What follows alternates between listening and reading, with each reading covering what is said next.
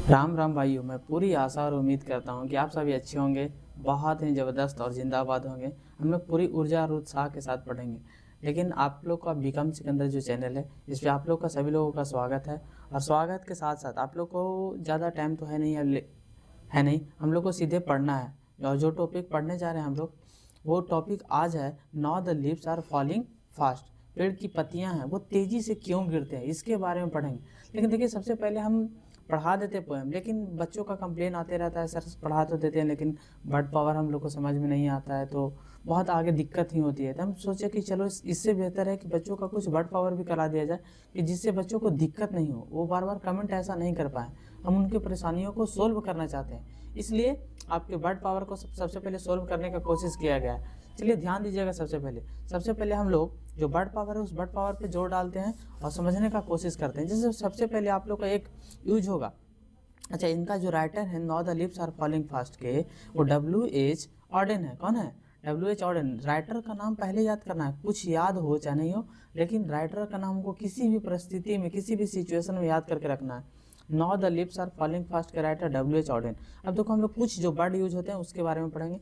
Nurse flowers, nurses flower. देखो, nurses flower मतलब होता है, देखो नर्स मतलब आप लोग तो जानते होंगे, इसका दो मीनिंग होता है। एक नर्स होता है जो डॉक्टर जब सपोर्ट करने का काम डॉक्टर को करता है, वो हमको नहीं जानना है।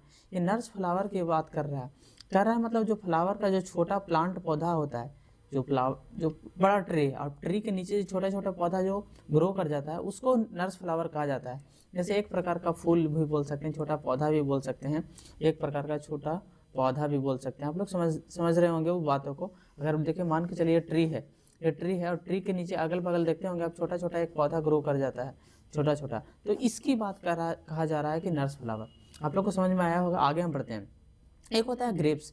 ग्रेप मतलब होता है कब्र। ग्रेप मतलब होता है कब्र। और कब्र आप लोग समझते होंगे, जैसे यहाँ पर बात किया जाए, पेड़ पौधा की बात करें जाए, पत्तियों की बात किया जा रहा है, तो पेड़ की जब पत्तियां गिरती है तो एक तरीका से वो कब्र में चली जाती है, कब्रिस्तान में चली जाती है, धीरे धीरे खत्म हो जाती है, विलुप्त हो जाती है, उसकी बात कहा जा रहा था। जैसे देखो, एक और मीनिंग आप लोग को बताते हैं कब्र का। जैसे टॉम भी बोल सकते हैं, जो भी किसी चीज़ का मकबरा बनाया जाता है, जैसे कोई इंसान बनता है तो उसका एक मूर्ति की मूर्ति टाइप बनाया जाता है, मकबरा उसको बोल सकते हैं। तो टॉम भी इसको बोल सकते हैं। हम लोग को बोल बोल के लिख लेना है भी, और कॉपी में आप लोग को भी नोट करना है, TOMB टॉम। या तो हम बोलते हैं ब्यूरल चैम्बर। उसका देखो एक चैम्बर भी बना देते हैं। हम लोग दिन देखते होंगे बिहार में ज़्यादातर लोगों को क्या किया जाता है कि कोई इंसान डेट करता है तो उसके दादाजी या कुछ है, उसके एक स्टैचू बना दिया जाता है, उसका फोटो लगा दिया जाता है इस तरीका से। तो उसी को ब्यूरल चैम्बर भी बोल सकते हैं, या तो वॉल्ट भी बोल सकते हैं, वॉल्ट। या तो कभी कभी केमिस्ट्री बोलते हैं, कब्रिस्तान नहीं बोलते हैं, सिमेट्री। सिमेट्री CMETRY, सिमेट्री जिसको बोल सकते हैं, वो भी बोल सकते हैं, कोई दिक्कत नहीं है। ये आप लोग को समझ में आया होगा। पहले नर्स फ्लावर पढ़े, दूसरा ग्रेप्स पढ़े, अब हम लोग पढ़ रहे हैं ट्रैम्प्स। ट्रैम्प्स, इसमें जो वर्ड यूज हुआ है उसका मतलब होता है एक 4 पहिया वाला बच्चों की गाड़ी, जिसको काट गाड़ी हम लोग नहीं बोलते हैं, काट गाड़ी। बच्चा को, जो छोटा बच्चा होता है यार, हम लोग बचपन में, आप लोग को याद होगा कि हम लोग छोटा सा बैरिंग गाड़ी बनाते होंगे, छोटा सा 4 चक्का वाला, तो उसकी भी बोल सकते हैं। 4 चक्का वाला गाड़ी को काट गाड़ी बोला जा रहा है। वो सिंपल नॉर्मली समझने वाली बात है, काट गाड़ी नॉर्मली। आगे हम लोग पढ़ रहे हैं। तो एक है विस्परिंग नेवर्स। यहाँ पर विस्परिंग नेवर्स मतलब, नेवर मतलब आप लोग जानते हो कि पड़ोसी। वो पड़ोसी की आपकी बात नहीं कहा जा रहा है, NEIGHBOURS, नेवर्स, पड़ोसी की आपकी बात नहीं कहा जा रहा है। यहाँ पर विस्परिंग नेवर्स की बात कहा जाए। विस्परिंग मतलब आप लोग भी जानते हैं, फुसफुसाना होता है, बुदबुदाना, WHISPERING। विस्परिंग मतलब फुसफुसाना या बुदबुदाने की बात किया जा रहा है। यहाँ पर बुदबुदाने की बात नहीं है, यहाँ पर कहा जा रहा है विस्परिंग नेवर्स। विस्परिंग नेवर, दूत। दूत जो देवता, मौत के देवता, जो हम लोग राक्षस भी बोल सकते हैं। कोई इंसान की जब मृत्यु होने लगती है तो देखते हुए कहता है कि हमको चारों पट्टी से राक्षस घेरा हुआ है, तो उसकी बात कर रहा है, दूत की बात कर रहे हैं। दूत की बात कर रहे हैं, वही चीज़ कर रहे हैं। क्यों, किसकी बात कर रहे हैं? वो दूत, मौत के देवता हैं, उसकी बात कर रहे हैं। एक होता है प्लग, PLUC के, प्लग मतलब तोड़ना, तोड़ के जैसे फ्लावर को प्लग करते हैं, है ना, तो उसकी बात किया जा रहा है, प्लग करना, तोड़ना। इंसान की बात यहाँ पर किया जाएगा। आगे करते हैं डिलाइट, DELIGHT। डिलाइट मतलब होता है खुशी, बहुत आनंदित हैं, बहुत जो आए हैं, या तो बहुत ही कास्टिक है, ESCASTIC। कास्टिक मतलब ये होता है खुशी, बहुत आनंद होना, हैप्पी होना। एक मीनिंग और आप लोग को भी बताते हैं, इंचेंट, ENCHNT। इंचेंट मतलब भी बहुत खुशी होता है। या तो बोल सकते हैं चार्म है, चार्म भी बहुत खुशी, आकर्षक है, आकर्षक, बहुत देखने में चार्मिंग लग रहा है, आकर्षक लग रहा है, तो यहाँ पर बोल सकते हैं चार्म, इंचेंट, कैप्टिवेट। देखो सिनोनिम इसलिए बताया जा रहा है कि आपके एग्जाम में बहुत पूछा जाता है, क्योंकि आगे चल के भी इसका यूज है, इसलिए हम लोग को आप लोग पढ़ रहे हैं। एक है लॉनली। लॉनली मतलब आप लोग जानते हो कि अकेला, कोई भाई अगर अकेला है तो उसको बोलने हैं अकेला है। सेपरेट, सेपरेट है। या तो बोल सकते हैं सॉलिट्यूड, SOLITUD, सॉलिट्यूड मतलब ये अकेला होता है। आगे हम लोग पढ़ रहे हैं आइसोलेटेड। अगर किसी इंसान को अलग किया जाता है तो उसको बोलते हैं आइसोलेटेड। आइसोलेटेड किया जा रहा है तो उसको अलग कर दिया जाता है, उसको आइसोलेटेड बोलते हैं। या तो डेजोलेट भी बोलते हैं। बहुत अच्छा वर्ड है डेजोलेट, DESOLAT। डेजोलेट मतलब भी होता है किसी इंसान को अकेला कर देना या अकेला महसूस करना। अकेला सिंपल बात हम लोग पढ़ रहे हैं अकेला। आगे हम लोग पढ़ रहे हैं एक है सेपरेट। सेपरेट SEPARAT, सेपरेट मतलब अलग करना, क्योंकि मीनिंग पर भी जोर डालना, क्योंकि आपका करेक्ट और इनकरेक्ट आएगा, और करेक्ट जब इनकरेक्ट आएगा तो उसमें मीनिंग याद रहेगा, तब तो आप करेक्ट इनकरेक्ट कर पाइएगा, जो गलत रहेगा उसको सही करना है। तो देखो सेपरेट है अलग करना किसी को। तो अनकनेक्टेड, जो सभी परिवार से मिला जुला हुआ उसको कनेक्टेड था लेकिन उसको अलग कर दिए तो सभी परिवार से दूर हो गया, तो दूर हो गया तो वो अनकनेक्टेड हो गया। एक है डिस्टिंक्ट। आगे डिस्टिंक्ट मतलब भी अलग करना। डिस्क्रिएट करना। डिस्क्रिएट मतलब एक होता है क्रिएट मतलब निर्माण करना बहुत सारे चीज़ों को मिलाकर, लेकिन डिस्क्रिएट करना सभी चीज़ों को अलग अलग कर देना, बिखेर देना, उसको बोलते हैं डिस्क्रिएट। आगे स्टिफली मतलब बहुत कठोरता से, जो बहुत कोई व्यवहार बहुत कठोरता से जिसके द्वारा व्यवहार किया जाता है उसको बोलते हैं स्टिफली। एक इसी का मीनिंग होता है हर्सली, या तो सिवरली भी बोलते हैं। सिवरली SEVERLY, सिवरली बहुत उसका व्यवहार है जो बहुत सीवर है, बहुत कठोर तरीका से बात करता है, बहुत उसका व्यवहार हार्ड है, बहुत वो रफली बात करता है, उसका बात करने का जो अंदाज है वो बहुत रफली बात करता है। आगे एक है रिप्रूव। रिप्रूव मतलब होता है जैसे दोष लगाना, कहने का मतलब किसी को डांटना फटकारना, है ना। ऐसे तो दोषी का मीनिंग आप लोग जानते होंगे कि गिल्टी, GUILTY, गिल्टी मतलब दोषी होता है, तो वो दोषी की बात नहीं कह रहा है, रिप्रूव कर रहा है। यह इसका एक मीनिंग और आप लोग को बताते हैं, रिप्रोच करना। रिप्रोच करना मतलब एक तरीके से डांटना, किसी को अस्कॉल्ड कर देना। आप लोग ये जानते होंगे अस्कॉल्ड करना, SCOLD, अस्कॉल्ड मतलब डांट या फटकार करना। रिप्रीमाइंड, REPRIMAND, रिप्रीमाइंड मतलब ये होता है डांटना फटकारना। एक रिव्यूक भी होता है, रिव्यूक मतलब भी डांटना फटकारना, अस्कॉल्ड करना होता है। तो आप लोग को सभी लोगों को याद हो रहा होगा, समझ में भी आ रहा होगा।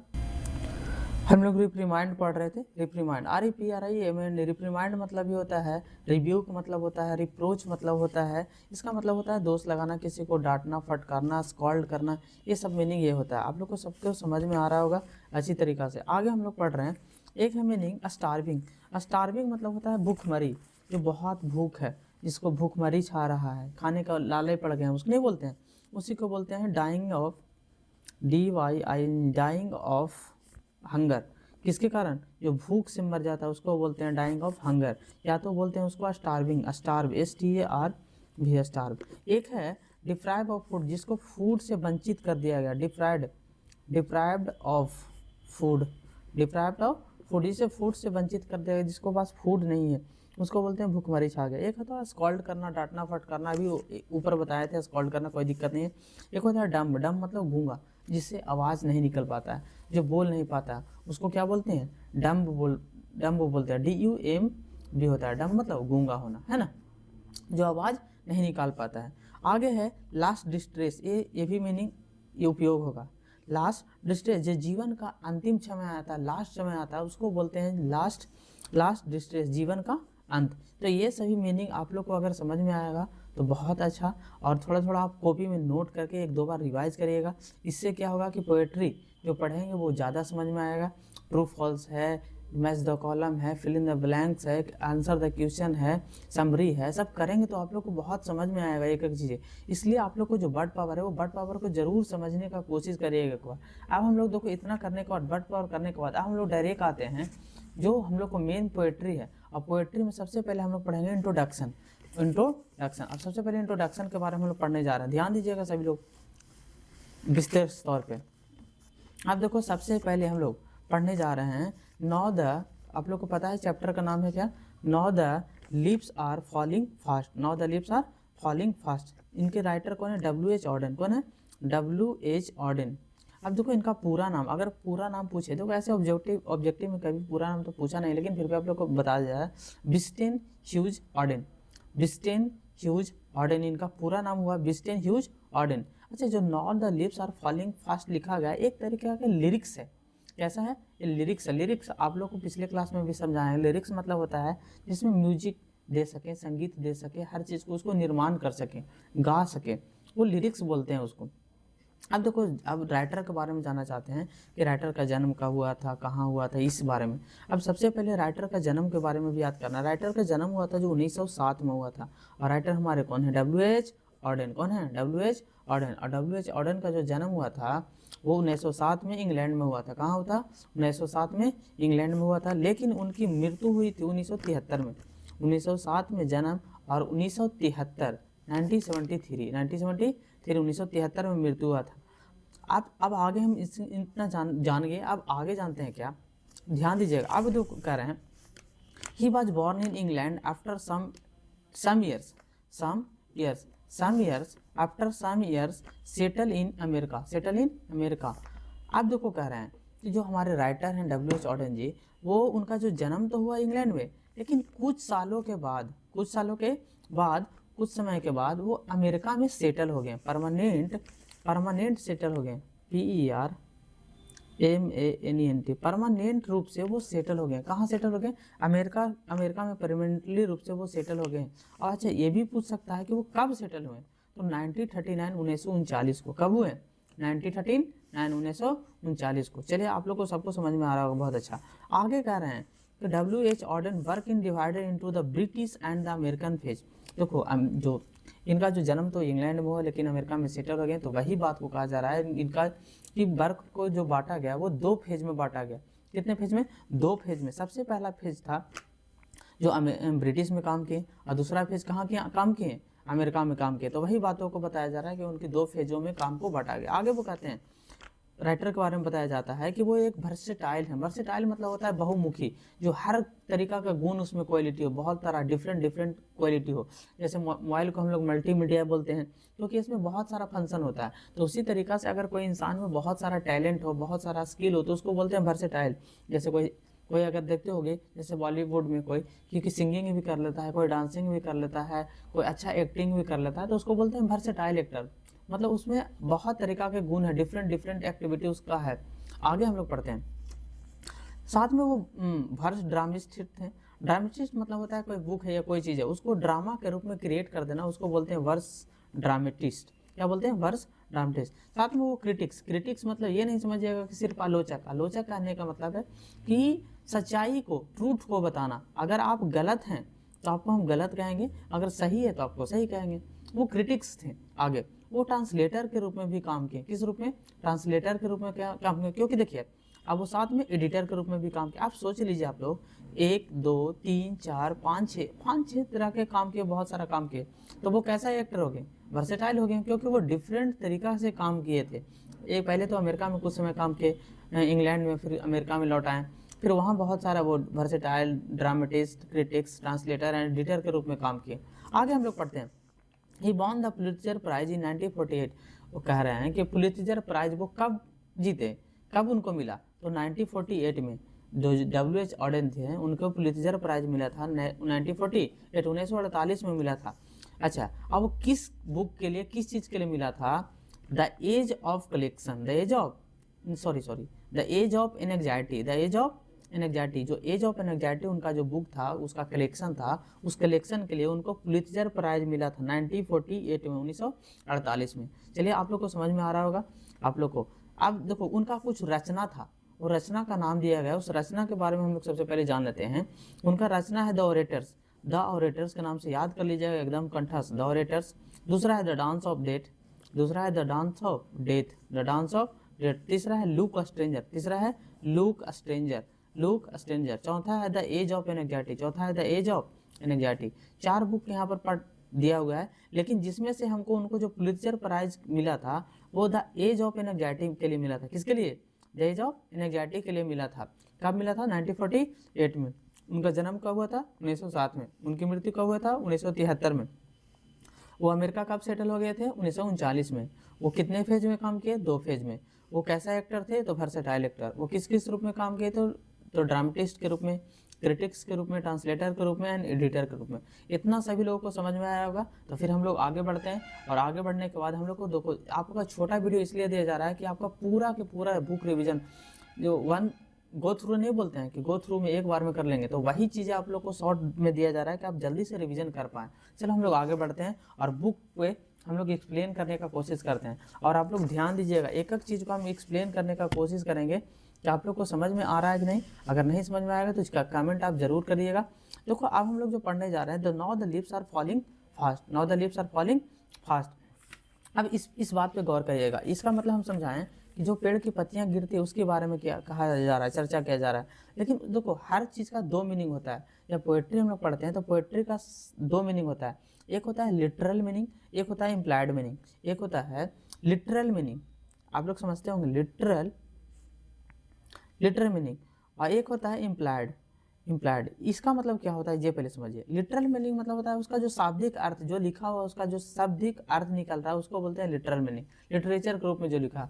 एक होता है इम्प्लाइड मतलब जो भावार्थ नहीं हम लोग बोलते हैं, उसका जो अर्थ निकल रहा है, उसका अर्थ जो निकालते हैं, तो वो बातें को कहा जा रहा है। तो सबसे पहले हम लोग फर्स्ट स्टेंजा 1 2 3 4 5 स्टेंजा में हम लोग को बताया गया है, और टोटल 20 लाइन में है। एक स्टेंजा में कितने लाइन, 4 लाइन है। एक स्टेंजा में 4 लाइन है। 5 स्टेंजा हम लोग को 5 स्टेंजा में बताया गया है, STANZA 5 स्टेंजा में बताया गया, और एक स्टेंजा में 4 लाइन है। तो हम लोग सबसे पहले फर्स्ट स्टेंजा के बारे में चर्चा करने जा रहे हैं, और फर्स्ट स्टेंजा में हम लोग चर्चा करते हैं कि क्या बात हो रहा है।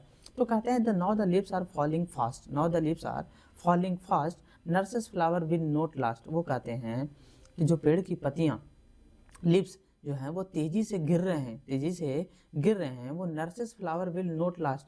जो नर्सेस फ्लावर जो पेड़ है, और पेड़ की जो नीचे जो छोटा छोटा पौधा होता है उसकी बात कर रहे हैं। जो nurses flower will not last, nurses flower है उसका भी जो पेड़ के पत्ते गिरेंगे तो उसका भी एक दिन अंतिम समय आ जाएगा, लास्ट समय आ जाएगा, वो भी धीरे धीरे क्या हो जाएगा, खत्म हो जाएगा। वो आगे कहते हैं, हम पूरा इसका अर्थ समझाने का कोशिश करेंगे।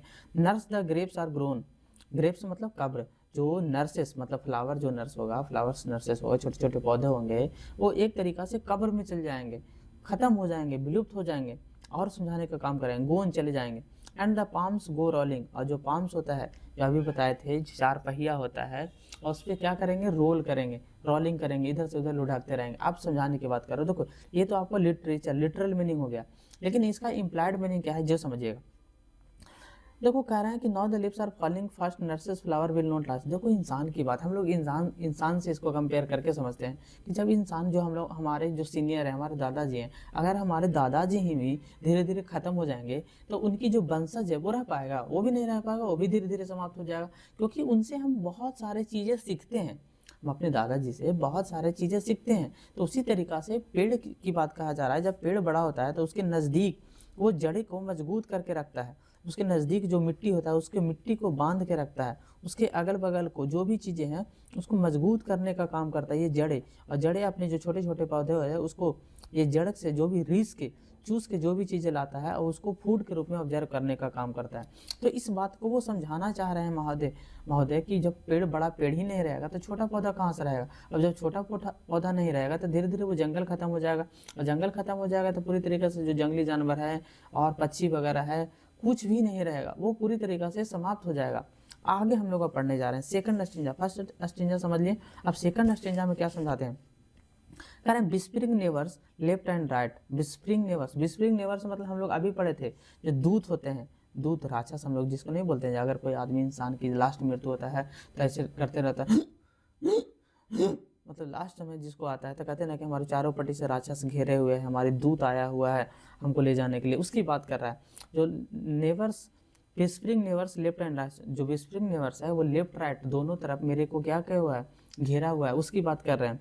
And pluck us from the real delight, और कह रहे हैं कि प्लक मतलब तोड़ना, इसे प्लक अस हम लोग को फ्रॉम द रियल डिलाइट, जो हम लोग को रियल खुशी है उस रियल खुशी को तोड़ देंगे मतलब ख़त्म कर देंगे। अगर इंसान की मृत्यु हो जाएगा तो उसकी लास्ट क्षण में क्या होगा, अगर मृत्यु हो गया तो उसकी आत्मा निकल गई, और जब आत्मा निकल गई तो उसका जो रियल खुशी था, हैप्पीनेस था, वो गम बदल जाएगा, दुखी में बदल जाएगा, है ना। उसकी आत्मा वो धीरे धीरे दुखी में बदल जाएगा। वो इस चीज़ की बात कर रहे हैं कि जब इंसान की मृत्यु हो जाएगा तो जो पहले से सुखी था वो गम में बदल जाएगा, वो इसकी बात कर रहे हैं। वो आगे कहते हैं and the active hands must freeze, और जो तुम्हारा जब तुम जीवित हो तो जीवित था तो तुम्हारा हाथ क्या था, बहुत एक्टिव था।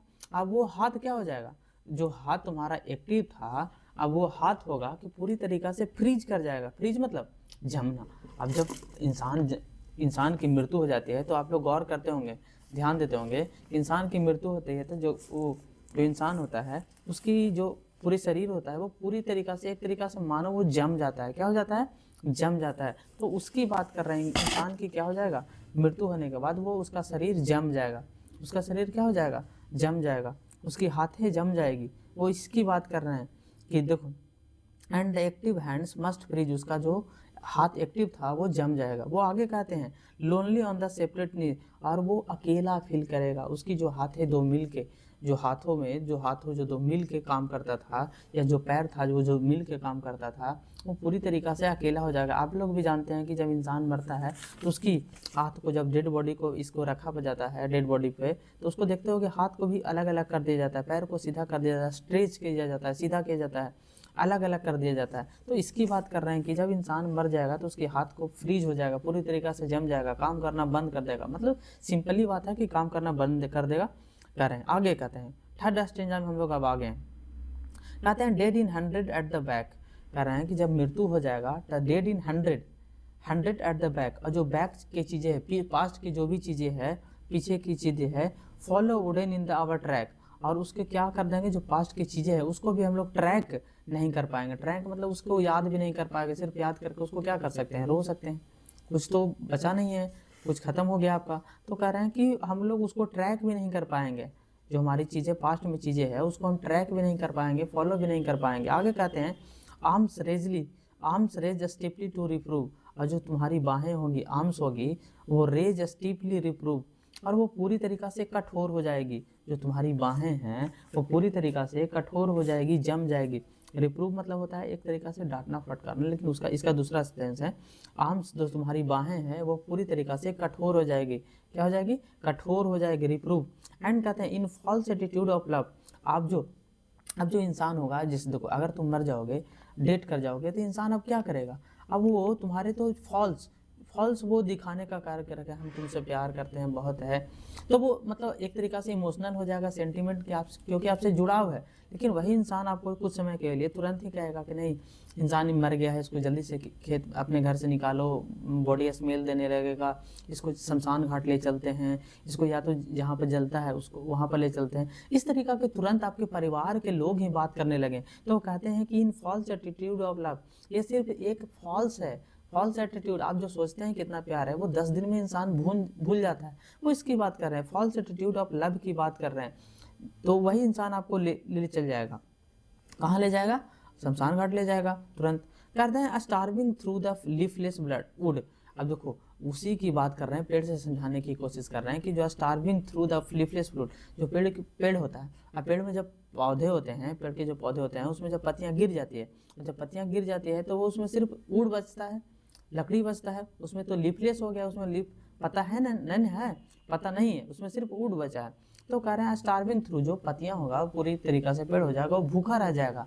तो वही कह रहा है स्टार मतलब भूखा, क्योंकि पत्ते हैं नहीं, जो पेड़ होता है वो खाना बनाता है सनलाइट के द्वारा, और पत्ती ही ऑब्जर्व करने का काम करता है। तो वही कह रहे हैं कि पेड़ हो जाएगा वो पूरी तरीक़ा से लीफलेस हो जाएगा, उसमें नहीं बचेगा, तो वो भूखा हो जाएगा। आगे कहते हैं trolls run scolding for their food, और वो फूड के लिए ट्रॉल्स मतलब स्कॉल्डिंग फॉर देयर फूड, वो इधर उधर भटकते रहेगा, ट्रॉल्स करते रहेगा।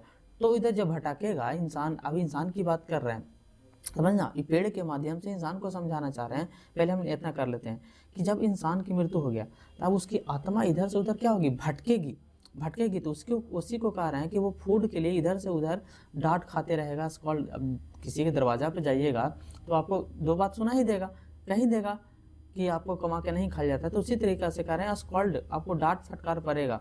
ट्रॉल्स कह रहा है and the Nightingale is dumb, और जो नाइटिंगल है, जो बुलबुल है, वो भी क्या हो जाएगी, डम हो जाएगी। डम मतलब गूंगा हो जाएगी, कुछ भी बोल नहीं पाएगी, क्योंकि जंगल में कुछ है ही नहीं, पेड़ पौधा है ही नहीं, पेड़ पौधा सब सूख गया है, बंजर हो गया है। तो बंजर हो गया है तो वहाँ पे जो पक्षियाँ थी वो पक्षियाँ भी भाग जाएगी, वहाँ नहीं रह पाएगी। तो वहाँ जो पक्षी चाहते थे, ट्विटर करते थे, वो पक्षी भी खत्म हो गए। आगे कहते हैं एंड द एंगल नहीं, एंजल भी नोट कम, और जो परियां हैं, एंजल है, वो भी नहीं आ पाएंगे, नोट कम, जो परी भी हैं वो भी नहीं आएंगे। तो देखो इंसान जब डेट किया तो उसको क्या कह रहे हैं कि इसको दफना दो, जल्दी से इसको बॉडी को निकालो कि इसका बॉडी क्या हो गया, फ्रीज हो गया है, पूरी तरीक़ा से जम गया है, इसको बॉडी को सेपरेट करो, जल्दी से निकालने की बात कर रहे हैं। उसका जो अच्छा wooden, follow wooden in our track, आपको जो बॉडी है उस बॉडी को क्या किया जाएगा, आप लोग जानते होंगे कि एक हम लोग को हिंदू धर्म में क्या होता है कि एक उडेन में एक लकड़ी का जो कॉफिन बनाया जाता है उसमें रख के और उसको ले जाया जाता है आपको ट्रैक के द्वारा, और आप लोग को दफना दिया जाता है। तो वही बात कहते हैं कि उसमें भी जब मरिएगा तो आपको लोग सब कंधा बदल बदल के, एक इंसान नहीं पूरा आपको जनाजा ले जाएगा, इंसान बदल के कुछ समय के बाद आपको ले जाएगा। तो उस पर हम लोग आपको एक बात याद करवाते हैं, सुनिएगा ध्यान से, आपको एक शायरी सुनाना चाहते हैं। भला कौन देता है उम्र भर का सहारा, भला कौन देता है उम्र भर का सहारा, लोग तो जनाजे में भी कंधे बदलते रहते हैं। देखो बहुत अच्छी बात है कि जब तुम डेट कर जाओगे तो तुम्हारा ये नहीं है कि उम्र भर का कोई सहारा देता है, तो जनाजा भी जब जाता है इंसान की तो उसमें भी लोग कंधा बदलते रहते हैं। उसी तरीक़ा से एक और आपको सुनाते हैं, पढ़ाई के साथ थोड़ा सा मनोरंजन भी हो जाएगा। जी रहे हैं कपड़े बदल बदल कर, अभी जब जिंदा हैं तो कपड़े बदल बदल के जी रहे हैं कपड़े बदल बदल कर, एक दिन एक ही कपड़े में ले जाएंगे कंधे बदल बदल कर। बहुत अच्छा लगा ये बातें सुनकर कि देखो अच्छा कवि कहते हैं कि जी रहे हैं कपड़े बदल बदल कर, अभी तो हम जिंदा है तो कपड़े बदल बदल के जी रहे हैं, एक दिन यही कपड़े में ले जाएंगे कंधे बदल बदल कर। आप लोग को ये बातें समझ में आएगा। अब हम लोग लास्ट पैराग्राफ पे चलते हैं। कहते हैं कोल्ड ठंडी, जो ठंडा है वो इम्पॉसिबल अहेड, जो चोटी की बात करते हैं, पर्वत पहाड़ की बात करते हैं। कोल्ड इम्पॉसिबल अहेड, अहेड मतलब आगे, आगे मतलब पर्वत की चोटी जो भी है वो पूरी तरीक़ा से कोल्ड है, ठंडा है, अहेड मतलब आगे की ओर, इम्पॉसिबल है वहाँ जाना। कहते हैं list the mountains lovely head, उसका जो हेड है, चोटियाँ हैं वो बहुत सुंदर है, बहुत सुंदर दृश्य है माउंटेन का, पहाड़ की जो चोटी है, हेड मतलब सिर, चोटी है जो बहुत सुंदर है। वो पहाड़ों का एक श्रृंखला है, लेकिन जैसे पहाड़ है, पहाड़ का श्रृंखला होता है, लिस्ट होता है, वो लिस्ट की बात कर रहे हैं। List the mountain lovely head, पहाड़ की जो चोटियां हैं वो बहुत सुंदर दृश्य है, बहुत माउंटेन बहुत सुंदर है, लेकिन उसकी जो श्रृंखला पूरी तरीक़ा से कोल्ड पड़ा हुआ है, कोल्ड मतलब ठंडा पड़ा हुआ है। आगे कहते हैं कि whose white waterfall could bless, जो झरना होता है, जो वाटरफॉल मतलब झरना, जो झरना से पानी गिरते रहता है उसको एक तरीक़ा से ब्लेस के रूप में बताते रहते हैं, जो उससे इंसान कोई जाता है तो वो उससे ऑब्जर्व कर पाता है, पानी पी पाता है, इस तरीक़ा के स्नान कर पाता है। तो जो झरने से पानी गिरते रहता है वाइट की ओर, एकदम उजला पानी गिरते रहता है, तो एक तरीक़ा से मानो कि आशीर्वाद है, वो आशीर्वाद मिल रहा है वो भगवान की ओर से, जो भी है। And the travellers in the last stay, और जो ट्रेवलर होते हैं उनकी एक अंतिम इच्छा होती है, मतलब अगर मान के चलो आपको प्यास लगा, आप ट्रेवलर यात्री है तो आप पानी को खोजले चलिएगा कि कहाँ हमको पानी मिल जाए, तो आप घूमते रहिएगा पानी के लिए, आपको जहाँ पानी मिलेगा वहीं जाइएगा। तो वही कह रहे हैं कि अगर झरने से पानी गिर रही है वाटरफॉल से, तो एक के लिए आपके लिए ब्लेस के रूप में काम करेगी, आपके लिए आशीर्वाद के रूप में काम करेगी। अंतिम क्षण आपको बहुत करके प्यास लगा हुआ और उस समय आपको पानी मिल जाए तो बहुत अच्छा फील होता है। तो उस बातों को कह रहे हैं कि यात्री लोगों का जब अंतिम समय होता है, अगर वो कहीं पानी मिल जाए तो उसके लिए ब्लेस का काम करता है, आशीर्वाद का काम करता है।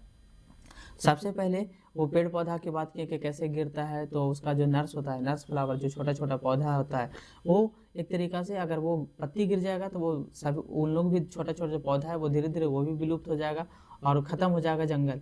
जब जंगल ख़त्म हो जाएगा तो इंसान से उसको कंपेरिजन कर रहे थे कि आपके दादाजी, आपके जो वंशज है वो ख़त्म हो जाएंगे तो आने वाला पीढ़ी भी ख़त्म हो जाएगा, क्योंकि उसका एक्सपीरियंस नहीं ले पाएंगे। जो एक्सपीरियंस नहीं ले पाएंगे तो उसका दिक्कत होगा। दिक्कत क्या होगा, उसके बारे में नॉलेज नहीं होगा, आपका वंशज के बारे में नॉलेज नहीं है। आगे कहते हैं कि जब लेफ्ट हैंड चारों तरफ आपके दोनों तरफ होंगे जो दैत्य राक्षस लोग होंगे, वो आपको जो खुशी आपको जी रहे थे उसको तुरंत गम में बदल देंगे, क्योंकि आपको आत्मा को ख़त्म कर देंगे, आप मर जाइएगा। तो आपके हाथ जो है वो हेड है वो पूरी तरीक़ा से फ्रीज हो जाएगा, जम जाएगा। आपकी लोनली जो सेपरेट आपको अलग अलग कर दिया जाएगा, सेपरेट कर दिया जाएगा। Dead in 100 at the back, आप जो पास्ट की बातों है उसको भी डेड कर पाइएगा, डेड इन 100 उसको एट बैक, पास्ट की बातों को याद भी नहीं कर पाइएगा। क्या है, ज्यूम करने से कोई फायदा है? आपको क्या करेंगे लोग, follow wooden in our track, आपका ट्रैक में एक लकड़ी का जो कॉफिन होता है उसमें बंद करके आप सभी, आपको जब जनाजा ले जाया जाएगा तो लोग सिर्फ पीछे पीछे चलते चले जाएंगे आपके जनाजे के पीछे। आगे कहते हैं आर्म्स रेज स्टिफली टू रिप्रूव, और पूरी तरीक़ा से आर्म्स हाथ अपने हाथ को उठाए हुए रहेंगे और अपने अपने कंधा पे आगे लेके आपको आगे बढ़ते रहेंगे। और एक मतलब कहने का मतलब है कि इन फॉल्स एटीट्यूड आप इसको बता रहे हैं कि जो ले जा रहे हैं आपको और कुछ जो नारा दे रहे हैं वो एक तरीक़ा से फॉल्स एटीट्यूड, आपके लिए प्यार नहीं है, वो फॉल्स एटीट्यूड है, वो बता रहे हैं। आप जब भूखे रहिएगा, जब पेड़ की पत्तियां खत्म हो जाएगी, जंगल पूरी तरीक़ा से विनाश हो जाएगा, ये बोलते हैं एकदम बंजर हो जाएगा पूरी तरीक़ा से, स्कॉल्डिंग फॉर द, आप फूड के लिए भटकते रहिएगा इधर से उधर। और जो जंगल में पक्षियाँ थी, नाइटिंगल थी, नाइटिंगल मतलब बुलबुल, जो बुलबुल थी वो भी क्या हो जाएगी, डंप हो जाएगी, गूंगा हो जाएगी, रहबे नहीं करेगी, जंगल नहीं, जंगल में ही नहीं जब रहेगी नाइटिंगल तो पूरी तरीक़ा से गूंगा हो जाएगी। And the angel, angel will not come, और एंजल भी जो परियाँ हैं, वो परी है वो भी नहीं आ पाएगी। लास्ट में कहे थे कि cold impossible head list the mountain lovely head, जो माउंटेन पहाड़ की जो बहुत सुंदर दृश्य है, चोटियाँ हैं, वो चोटियाँ हैं जो बहुत ठंडा हो चुका है ना, वो पूरी ठंड जम चुका है। आगे कहते हैं whose white waterfall could bless, और जो वाटरफॉल से, झरने से जो पानी निकलेगा वो आपके लिए, किसके लिए, आपके लिए नहीं, ट्रेवल के लिए, जो यात्रीगण है उसके लिए एक ब्लेस के रूप में काम करेगा। अंतिम क्षण में जब उसकी अंतिम क्षण में आवेगा, वो बहुत प्यासा है तो उसको ब्लेस के रूप में काम करेगा, कौन, वाटरफॉल। तो हम लोग देखो आज क्या किए, now the leaves are falling fast के हम लोग सबसे पहले बर्ड पावर करें, और बर्ड पावर करने के बाद जो बर्ड मीनिंग था उसके बाद हम लोग क्या किए, उनके इंट्रोडक्शन पढ़े। इंट्रोडक्शन के साथ सबसे पहले फिर now the leaves are falling fast के पूरा हम लोग ये चारों पैराग्राफ था वो पैराग्राफ पढ़ लेंगे। आप लोग को कल इसी वीडियो में ट्रू फॉल्स मिल जाएगा, आंसर द क्वेश्चन मिल जाएगा, और साथ में फिल इन द ब्लैंक्स मिल जाएगा, और समरी भी कोशिश करेंगे कि समरी भी इसी में ऐड कर दिया जाए। थोड़ा सा वीडियो हो सकता है लंबा फिर हो जाएगा, तो हम ज़्यादा लंबा वीडियो नहीं बनाना चाहते हैं, 30 मिनट का वीडियो हो, छोटा वीडियो हो, कि आप लोग जल्दी से रिवीजन कर पाएँ चैप्टर बाई चैप्टर, क्योंकि आपके पास समय बचा नहीं है, एग्जाम बहुत नज़दीक है तो हम लोग को जल्दी से रिवीजन करना पड़ेगा। इसलिए आप लोग को दैट्स ऑल, थैंक यू। अगर वीडियो बहुत अच्छा लगा होगा तो अपने भाइयों, दोस्तों, जो भी है फैमिली मेम्बर, वो दोस्त को बताइए कि सर जो है वो बहुत अच्छा पढ़ाते हैं। मेरे चैनल का नाम आप लोग जान ही रहे होंगे कि विक्रम सिकंदरा के नाम से चैनल है, और आप लोग सपोर्ट करिए। आप लोग का आशीर्वाद रहा तो ज़रूर हम लोग और बेहतरीन करेंगे और अच्छा काम करने का कोशिश करेंगे। तो यहीं पर आप लोग का वीडियो जो भी है आप लोग को बंद कर रहे हैं, और आप लोग मन लगा के पढ़ते रहिए। That's all, thank you.